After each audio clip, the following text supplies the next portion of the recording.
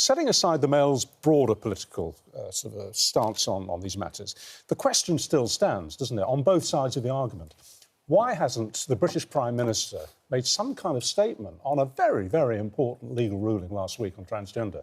His silence is deafening. Yeah, I think it's purely political, because he's come out in the past and been very much pro the trans side of the argument. Now the court has said, you know, biological sex is a real thing. I think it's very difficult for him to basically turn his back on what he'd said before. Well, that 99.9% of women all of that, got exactly. He took a pretty strong line on the trans issue. And I think a lot of his MPs, particularly I think people like Chris Bryant was mentioned in the piece, are very upset that he hasn't said anything, because they feel that the court is wrong, actually. But I think if he goes the other way and says, you know, doubles down on his former position, of course, that goes against the court, what the court said. Yeah. And he's very conscious of the fact, you know, he's a lawyer, he was Director of Public Prosecutions. He doesn't want to do that. So he's stuck between a rock and a hard place. But he's going to have to say something. I think he does. I mean, what about that PMQ? All I'm doing is explaining why I think he hasn't said anything. When he does say something, what do you think he might say? I think he's got to back the court. I think he's got to, you know, back the rule of law. I mean, when he was in opposition, he kept going on about the fact that we in government were not following the rule of law. That was what he used to say. So it's bizarre now that he hasn't come out and supported the court's decision. What do you think? Yeah. I think there's a balancing act for the Prime Minister to strike here. Yes, he's going to have to respect the decision of the court, but that doesn't mean that he can't strike a tone of politeness and compassion and be a leader of the nation in this moment and point out that, yes, there are differences between how, say, the courts see this and, say, how the average person from a beleaguered minority group that is so minority that most people will never meet a person from a trans person in their lives. So he has to strike that balance to ensure that a beleaguered minority doesn't become even more beleaguered as a result of the court ruling. The problem he has, though, is that there's a direct contradiction between what the court said last week and what his position was until very recently. Yeah, but that's perfectly normal. That is perfectly normal for it to happen. So there's no problem with there being a contradiction between... There's no problem with there being disagreement in this sort of situation. No. What we have to do is find out... But it's a diametric opposite of what he said before. Be that as it may, but the Prime Minister's job as a leader is to find consensus and to find compassion in this situation and to sometimes figure out a way forward. Views to one side. Yeah. Would you say? I think it's personally difficult for him to back the court, having said... politically, he could strike a tone, as Nels is saying, and talk about what's next. You know, there's clarity for public services. Yeah. What are the policies? I and agree. Also, one of the big questions is the worry from those campaigners who believe they won in the court is that they're concerned that it will be watered down. That's right. So I think he made a mistake. I think he should have said something on an issue like this, I think, quite quickly. Right. Because he hasn't done, that's why we're talking. He's been on holiday, let's be fair. True. And the saddest element of all of this is that the enemy here, when we talk about women's movements on one side and trans movements on the other, I don't think they are opposing opposites. I don't think they're opposing opposites. I don't think they're in opposition to each other. They're not loggerheads. The enemy is actually misogyny. It's not that we should be looking at, say, trans women as the enemy as legally defined women, or legally defined women as the enemy of trans women. No, the enemy remains misogyny, and it's absolutely horrible to see the women's movement, which should be united against misogyny, torn to shreds by on this very, very minor micro factor that shouldn't, again, doesn't actually touch or result or harm anybody's life whatsoever. Why did and I don't know the answer to this, why did the trans activists deface Millicent Fawcett, who is one of the great heroes of the women's rights movement and a great suffragette? Why did they do that? Millicent Fawcett, Nelson Mandela's statue was also actually defaced. So was, I believe, Winston Churchill's statue was also defaced too. But why did they do that? Do you want to know something? The statues will be cleaned up tomorrow morning. But what's more important to all of us, I'm sure I can speak for Nelson Mandela at least, what's more important to Nelson Mandela, amongst all of us too, is that the lived experience, the lives of a beleaguered minority is not further traduced by the state.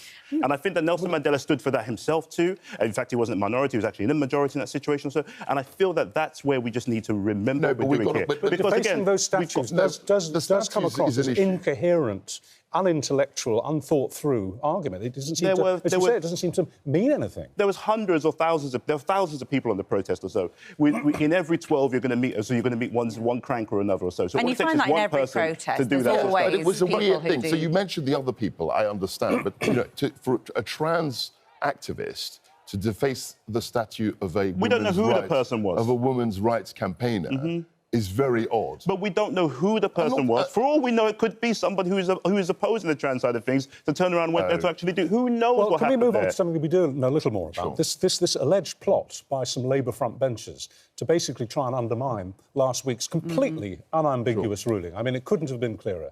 To be considered a woman in law, you have to be born a woman. You have to basically have the double X chromosome. And if you don't, if you have the XY chromosome, even if you've gone through complete transformative surgery, you are still a man. And the judgment couldn't have been plainer. And on Thursday morning, Dame Angela Faulkner, who's the chairman of the Equality and Human Rights Commission, said that they would be publishing guidance now on how trans people can navigate single-sex facilities. She said the ruling clearly meant that trans women, born men but who have transed to women, should not use single-sex female facilities or compete in women's sports. Two things which have been very, very broadly welcomed by the British general public and the political establishment. And yet now we hear that these emails have been going to and fro between 2 or 3 front benchers on Labour saying that was a catastrophic thing for her to say. I'm not quite sure what was catastrophic about it. It was just a recognition of the ruling.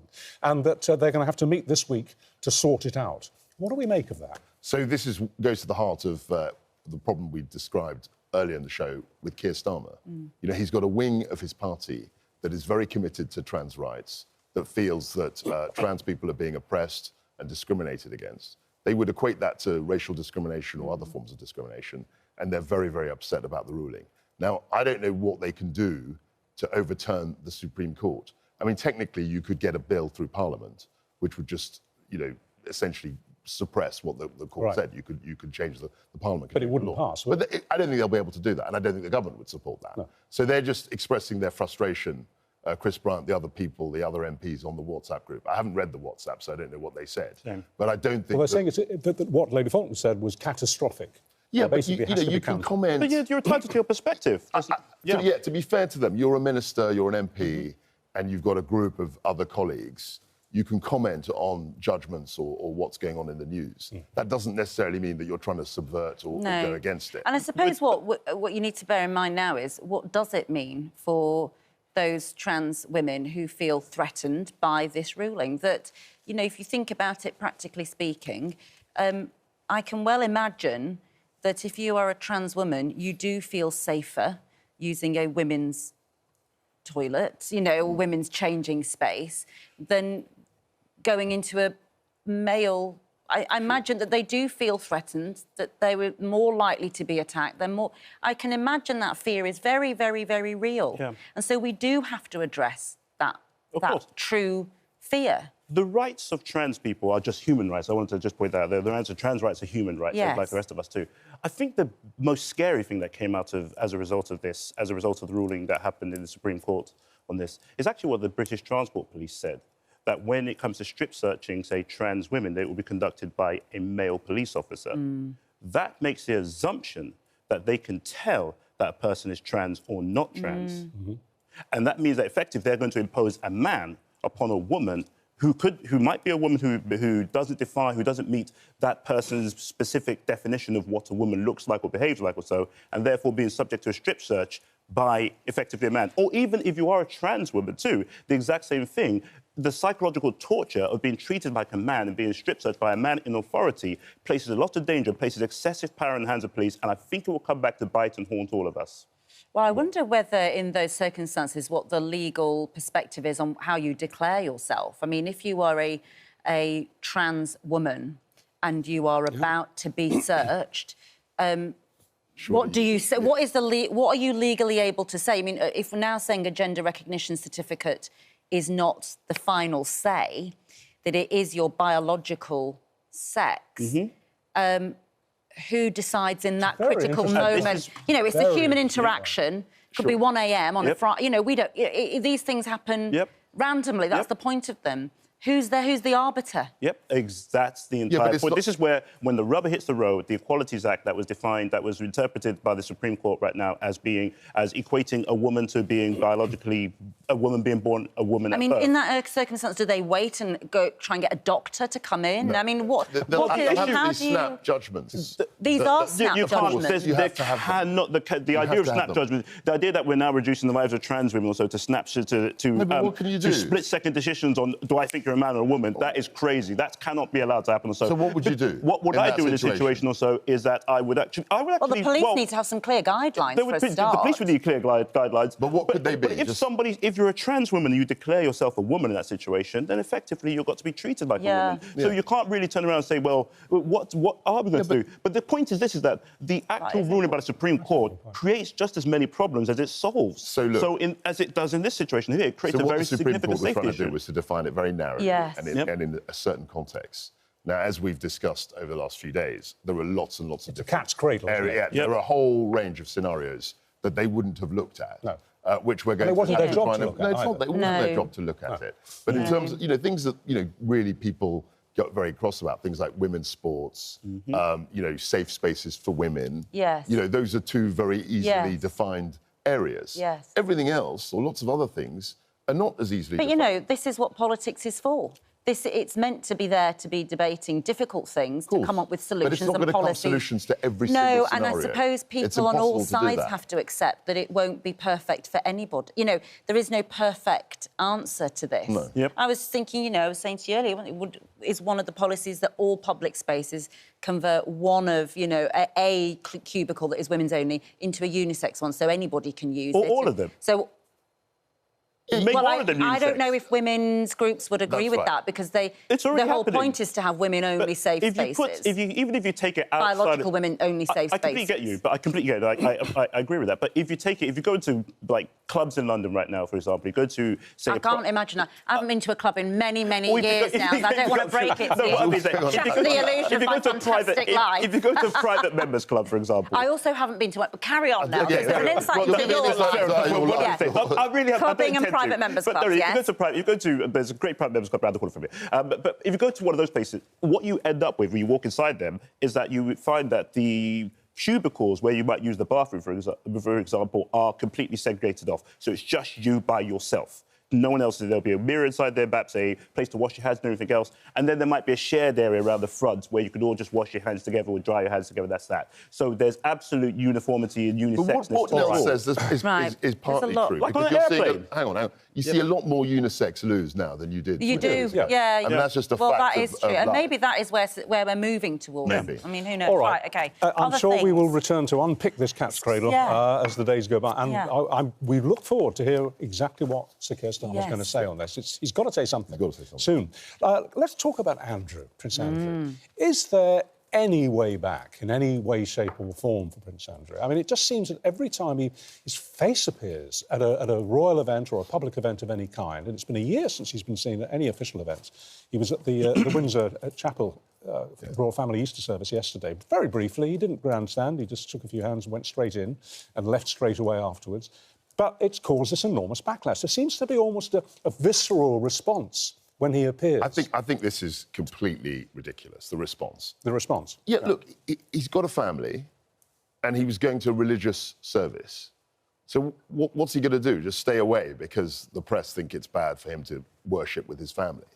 And I think if it was any other religion or any, people would understand very easily that, people want to share religious services with their family. And that's what it is. Boiled down to, he's not going to TV awards or Oscars or anything like that. And it's a religious service in a private chapel with his family. But the cameras are always there. I know they are. It's not actually private. But in the outside area, everybody knows. Are you saying that he shouldn't be able to take part in religious worship with? But it might be. There's many entrances to the actual venue, so he went in and he came out. But that's the point. You could have gone in via private. But I think that the issue that the royal family has here also, and the royal family does some really amazing work. I am a judge on the Queen's Reading Room medal, which I'm proud to be of also, and I think that it gave me some insight into the amount of work that Her Majesty the Queen does and King Charles does also at Clarence House, and that's really, really great. We're grateful to that, and we must recognise too the work that they're doing to help us actually placate and almost effectively appease Donald Trump right now to keep our economy alive. But the key issue that we're dealing with here is that Prince Andrew, due to the amount of heavy baggage or so that's on his shoulders right now, has become an absolute distraction away from that work. Well, he's a pariah now. He's a pariah. And I feel pariah. and it's such a sad tragedy because, again, if you think of everyone I've met in the royal family, the loveliest two people I've ever met there are his children, are Eugenie and Beatrice. They were absolutely lovely. They were the loveliest people I've ever met in the royal family, and that's a lovely family altogether. But what's your view about him going to a religious service? He might be doing us all a favour, both the nation and the royal family, by taking himself out of public life. Do you think he shouldn't have been there yesterday? I think he should have been there, but not gone in through the back, through the front door. Maybe so he should have gone should in through the back. around the back. I know it sounds very Jim and he went Crow-ish to me, out, and now everyone's saying this is an outrage. I think it's really wrong, actually. Judy James, a body language expert in the Daily Mirror, she wrote, Prince Andrew's body language made this look like a debutante's coming out ball. This is really feeding into your drama, Kwasi. Sure. She goes on, while his ex-wife Fergie displayed newly found signals of royal confidence, waving to the crowds, chatting and laughing in a signature animated way, Andrew waited till the rest of the firm were in place before suddenly appearing from the gloom of the chapel doorway, where he must have been hiding. Well, he's doing a version of what Nels was saying. They say he has cocky arrogance. I mean, this is what... There's a lot written about these moments, with his jacket undone, positioned himself in the gap in the middle of the group, stood with his legs splayed in a pose of confidence. The jacket undone might be a size thing, but I mean, I say that I think what you've too, just read out there, Ramvi, just shows the guy can't win. No, it's if he wasn't there, he would be a He could headline actually too. save a child from a runaway horse and he'd be accused of cruelty to animals. That's right. He just can't. Having said that, every time he does seem to enter into the public domain, it's usually on the back of some kind of scandal, like the Chinese spying scandal. OK, but I think Easter Sunday, you know, they're a Christian family that takes Christian worship very seriously. Yeah. And for him to be there with his family... the king would have had to approve it. Yeah, I mean, if the king didn't want his brother there, Andrew could not be there. Yeah. So I think I don't see the problem. The baggage here is the nature of the allegations against him, and it's really, really heavy. Has the king got it wrong, Nels? Is that what you're saying ultimately? I'm not sure I'm not sure the king has got it right or wrong. I just think that Prince Andrew himself should do the king a favour and say, this isn't... But how long is that going to last? So he's not allowed to get forever? I don't think that... He should never go to a public... I'm afraid a religious service. I think the Duke of York might have to withdraw himself from public life in this sort of situation. Yeah, but because, again, if he's there also, it's these headlines the following morning. And it brings everything back up again. If he's not there, I don't think the headlines... So I think there's a huge distinction between going to a religious service... and opening a hospital or opening a football stadium and doing your work. Well, you have support from viewers. Peter on X has tweeted, as we used to say the Easter service at St George's Chapel is a family event which all the family were allowed to attend, including his ex-wife, so why should he be left behind at Royal Lodge? Mind you, Beth on email says, no, he should stay away. He's a total embarrassment. That's the split. We'd like to know what you think about it. We'll be debating it a bit later on. Talking of embarrassments, how are we going to handle this state visit by Donald Trump, if it does happen, say, in September? Front pages of several papers this morning saying that there is now a growing movement amongst MPs to stop him from speaking to the House of Commons, to make that keynote address. I think that'll be very difficult, actually, for them to go through with that. He came, I think, about 6 years ago when Her late Majesty was Queen, and it was handled very well. So he didn't actually come to Parliament. He didn't address Parliament. And he didn't come to. What reason was given to him for him not being allowed to address Parliament? Well, the reason was that this was it was a state visit, but it was something that wasn't appropriate. OK. I mean, they didn't tell him that. He went to Hereford. He saw various other installations, institutions. They had a big dinner for him, I think, at Blenheim Palace.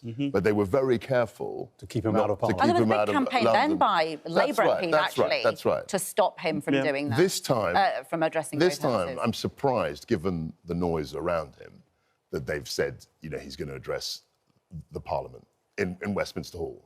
And I think that'll be very difficult. I think that... sorry, just to say something about the last time. Were you at when he was at Buckingham Palace, or where was it? No. You were there. Because the Home Secretary, who is Sajid Javid, who's now Sir Sajid Javid, I believe, also wasn't there at the time. And I wonder why that is. And even he couldn't say why he wasn't invited to the Well, I think we all might know the reason why, but we won't say it. But, well, I think that, hey, Donald Trump clearly at the time was running the Muslim ban amongst many other bits and bobs. So Sajid Javid, of course, being a Muslim, being a Muslim man, being a proud Muslim man, being a proud one in that too, probably would have placed the two of them facing off to each other would have been quite difficult. But also, too, I think that David Lammy and Keir Starmer, credit to both of them also, have shown the world how to deal with Trump, and they've done it better than anybody else. Rank appeasement and comforting him like a baby, just being as nice to him. That's why we're giving him this Willy Wonka ticket of coming to Buckingham Palace and doing the States visit and all that other stuff. So you've got the ticket right on TV right now. Yeah. That's why we're doing this, not because we think he deserves it, but it's how we appease him. So it's one of those rare moments where Neville Chamberlain's actually resurrected from the dead and actually justified that, yes, appeasement is working in this situation. How long it will work, Lord knows. I suppose a lot will depend when he eventually does come here, whether it's September or later, on the mood music at the time. For example, if we're just on a trade deal with America or something like that, that will affect things. Yeah, that's right. You're quite right. And also, when this was announced, the state visit, I mean, that was before all the tariff, he declared war on the world. Yeah, but that was also... With his tariff But that was also long after his kid, they're eating the dogs and the cats, he's doing all this other crazy stuff. You can't litigate stuff when he'd actually won the election. I mean, all of that had been rehearsed. No, but also... The election had happened. But you have to... And he won. And then he was duly elected President of the United States, and we extended the olive branch, but then he went nuts on the tariff. Isn't part of the problem that it's not so much that there are political or economic disagreements, for example, over tariffs. It's that some of the things on very important matters that he says are just clearly nonsense. Yeah. For example, he said it again at the weekend, that Ukraine had started the war against Russia. Now, we all know that's rubbish. Sure. We know that it's perhaps not quite as simple and as binary a conflict, but we know effectively that Russia is the aggressor. It's simple as that. And yet Trump says the opposite. How are we supposed to sort of pretend that he's not talking nonsense like that? I think you've got to call him out. I think you've got to say... No one's going to call him out. No, they have done. No one's calling Donald Trump out. That wasn't the case. But having said that, then you've got to deal with him as President of the United States.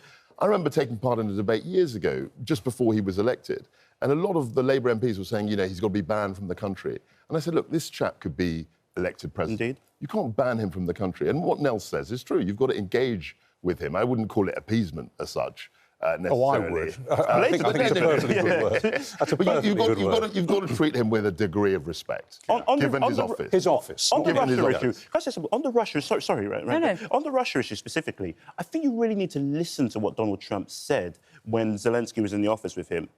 Donald Trump legitimately viewed the Russiagate situation, which pretty much led to almost like a stepping stone, to explain the Russiagate situation, which he was accused of collaborating with the Russians to get him into office. Yeah. And therefore that delegitimized him as a president during his first term. Effectively, when he actually really went on that rant there, it revealed a lot to his psychology on this, because he viewed him and Vladimir Putin as being in a bunker together. So effectively, he was really speaking in a way, quite angry and passionate about it, that he almost had some degree of empathy towards Vladimir Putin, because he was seen as if the two of them were being pushed together as the same thing. So he was effectively viewing the war on Russia, or the war with Russia, or Russia's war on Ukraine, which again permeated from permeates all the way back to 2014. But from this iteration of it right now, he effectively viewed it as almost a part of the assault on himself. Yeah. So I can understand where he was coming from, even though it's completely wrong. But if you're trying to understand the psychology of the man, that's where it's coming from. So clearly, just very simply, he sees himself as one of the big players, and he respects other big players like President Xi and Putin. Regardless of their moral their moral value, their moral values. But we've never respected moral values. He sees them as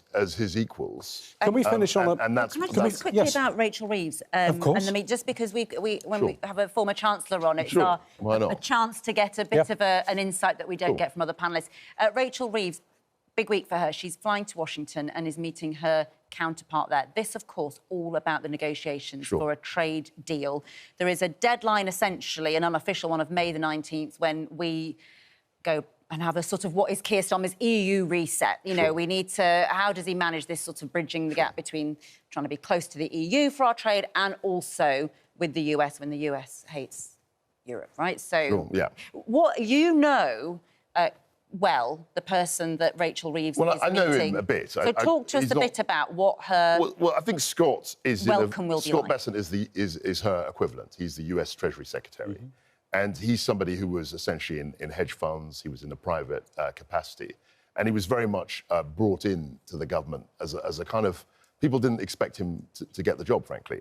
And he's also very interesting because he's one of the few gay Republicans, you know, in the Trump administration.